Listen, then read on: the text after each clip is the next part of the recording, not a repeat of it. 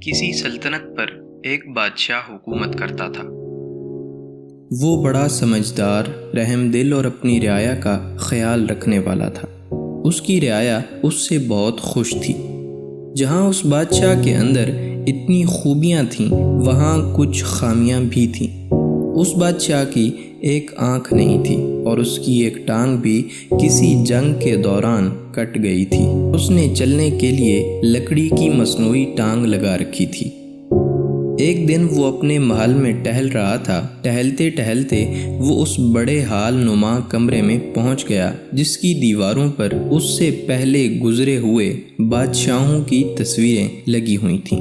وہ جب بھی ان تصاویر کو دیکھتا اسے اپنے خاندان پر فخر محسوس ہوتا۔ ان تصویروں کو دیکھتے دیکھتے اس کے ذہن میں خیال آیا کہ ایک دن اس کی تصویر بھی تو اس دیوار پر لگنی ہے، لیکن اس کی تو ایک آنکھ ہی نہیں اور ایک ٹانگ سے بھی وہ معذور ہے، تو لوگ پتہ نہیں اس کی تصویر کس طرح کی بنائیں گے، وہ تو بڑا بدصورت لگے گا۔ اس کے ذہن میں خیال آیا کہ کیوں نہ وہ اپنی زندگی میں ہی اپنی کوئی اچھی سی تصویر بنوا جائے۔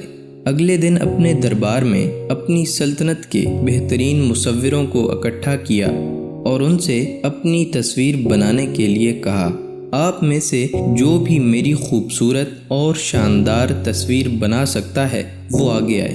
جو جتنی خوبصورت تصویر بنائے گا اسے اتنا ہی زیادہ انعام دیا جائے گا۔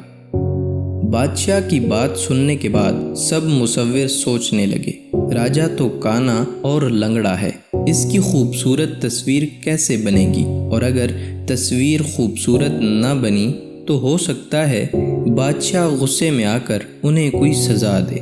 یہ سوچ کر کوئی بھی آگے آنے کو تیار نہ ہوا۔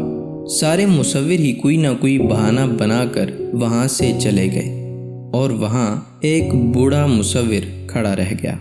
بادشاہ نے پوچھا، کیا تم میری تصویر بنانے کے لیے تیار ہو؟ بوڑھے مصور نے حامی بھر لی، میں آپ کی ایک بہت خوبصورت تصویر بناؤں گا۔ بادشاہ کی اجازت ملتے ہی وہ اگلے دن تصویر بنانے میں لگ گیا۔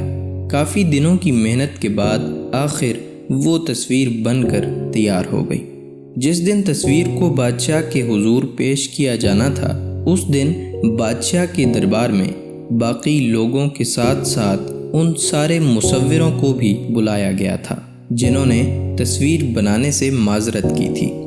سب لوگ تصویر کے دکھائے جانے کا انتظار کر رہے تھے۔ بوڑھے مصور نے جب تصویر سے پردہ ہٹایا تو بادشاہ سمیت سب کے منہ کھلے کے کھلے رہ گئے۔ تصویر بہت ہی خوبصورت بنی تھی، لیکن کیسے؟ بادشاہ تو کانا اور لنگڑا تھا۔ اس تصویر میں بادشاہ گھوڑے پر اس طرح بیٹھا تھا کہ اس کی ایک ہی ٹانگ نظر آ رہی تھی۔ اس کی کٹی ہوئی ٹانگ گھوڑے کی دوسری سائیڈ پر ہونے کی وجہ سے نظر ہی نہیں آ رہی تھی۔ بادشاہ کے ہاتھ میں تیر کمان تھا اور وہ ایک آنکھ بند کر کے نشانہ لگا رہا تھا، جس سے اس کے کانے ہونے کی کمزوری بھی چھپ گئی تھی۔ تصویر دیکھ کر بادشاہ بہت خوش ہوا۔ اس مصور نے اپنی عقل مندی اور مہارت کی وجہ سے بادشاہ کی خامیوں کو چھپا کر ایک بڑی ہی خوبصورت تصویر بنائی تھی۔ بادشاہ نے نہ صرف اسے ڈھیر سارے انعام سے نوازا، بلکہ اپنے دربار میں ایک خاص عہدہ بھی اسے دے دیا گیا۔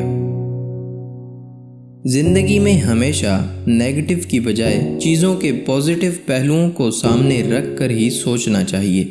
مکھی سارے جسم کو چھوڑ کر زخم اور گندگی پر ہی بیٹھنا پسند کرتی ہے، جبکہ شہد کی مکھی گھنے جنگل میں سے بھی پھول کو ڈھونڈ لیتی ہے۔ کوئی بھی چیز ناممکن نہیں، ایسا کوئی کام نہیں جو نہ کیا جا سکے۔